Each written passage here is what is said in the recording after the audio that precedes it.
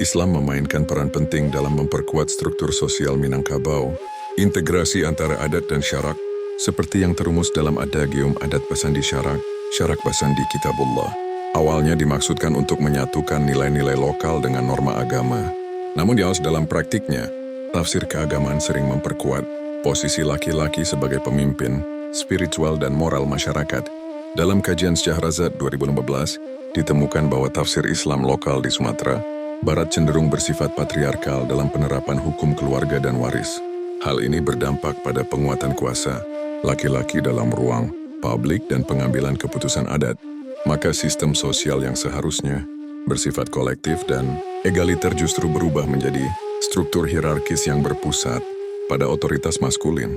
Di sisi lain, modernisasi dan pendidikan Islam formal yang lebih banyak diakses oleh laki-laki juga memperlebar jarak antara peran simbolik perempuan dan peran struktural laki-laki. Akibatnya perempuan sering terjebak dalam dualitas, menjadi simbol adat yang diagungkan sekaligus warga sosial yang disubordinasikan.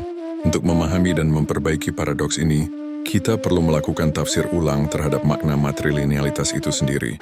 Matrilineal bukan sekadar sistem pewarisan, tetapi juga potensi sosial untuk menciptakan keseimbangan antara kuasa dan tanggung jawab, antara simbol dan praktik. Perempuan Minangkabau hari ini telah mulai menuntut ruang baru, bukan dengan meninggalkan adat, tetapi dengan menafsir ulang perannya di dalam adat.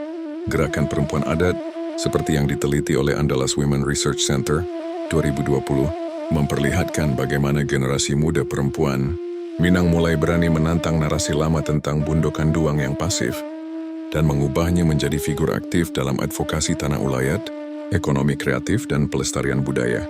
Dengan cara ini, sistem matrilineal Minangkabau dapat menemukan kembali jiwanya sebagai sistem kesetaraan yang sejati, bukan hanya dalam simbol, tetapi juga dalam praksis sosial.